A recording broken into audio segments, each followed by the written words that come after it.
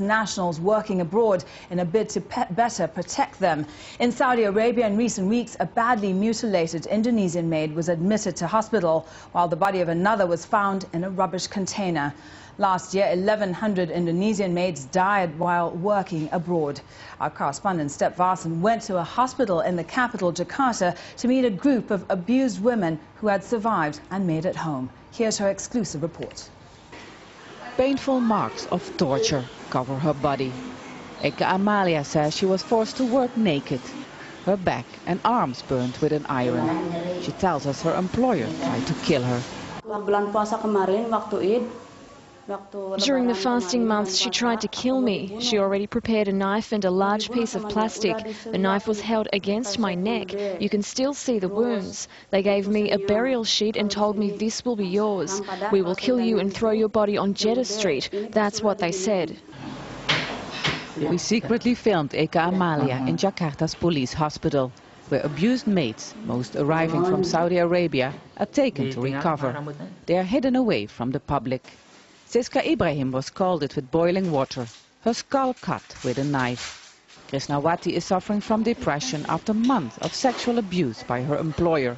He forced her not to drink nor eat for a week. I was cleaning the sink and my boss kept touching me. He was naked and touched me from behind. He forced me to have sex with him. He was already wearing a condom. I struggled. My veil was removed and fell on the floor. I couldn't fight him. 6 million Indonesians work as migrant workers abroad.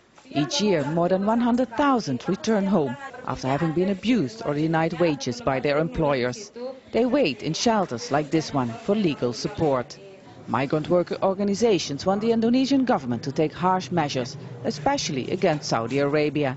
The country has refused to make any legal agreement with Indonesia to protect domestic workers. We should temporarily stop sending maids to Saudi Arabia, like we have done with other countries.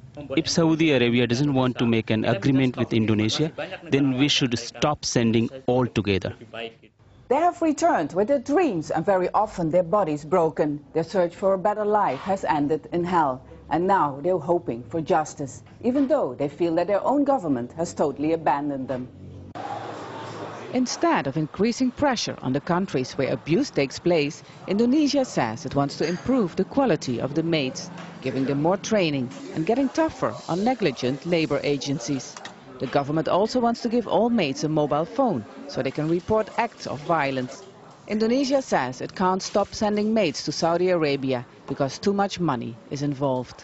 There's a huge economic factor involved, so what we want to do is to be more selective in sending them. We will still send them, but with more requirements, so this way we hope to decrease abuse. But migrant workers think the government's response is far too weak. Handing out mobile phones to maids going abroad is silly, they say. Since the first thing a maid has to do when she arrives is hand in her phone, leaving her isolated and prone to abuse. Step Varson, Al Jazeera, Jakarta. William Goes is the regional coordinator for Migrant Forum in Asia, a regional network working to promote the rights of migrant workers and their families. He joins us now live from Manila. Thanks very much for your time. Saudi Arabia has certainly been making the headlines recently for maid abuse, but maid abuse isn't confined to just the Gulf states, is it? Oh, no, definitely it isn't. I mean, everywhere in most host countries where you have domestic workers going from the US to Europe to the Gulf states, Asia Pacific region, wherever you have migrant workers going as domestic workers, there have been consistent reports of the domestic worker abuse. Is the problem more widespread than is actually being reported? Oh, definitely more widespread than being reported, because what we get is the worst kind of cases of domestic workers who dare to come forward and who dare to report of the abuse that they experience. But there are a number of cases, many cases that just go unreported, and domestic workers not coming forward because of fear of either losing their jobs, losing their contracts, being sent home, and things like that. So because of that, many don't even come forward. So what we are seeing is basically the tip of the iceberg. Now, Indonesia has vowed to tighten regulations to protect its citizens working abroad. But apart from refusing to send domestic helpers to countries like Saudi Arabia, what can countries do to prevent abuse in foreign countries?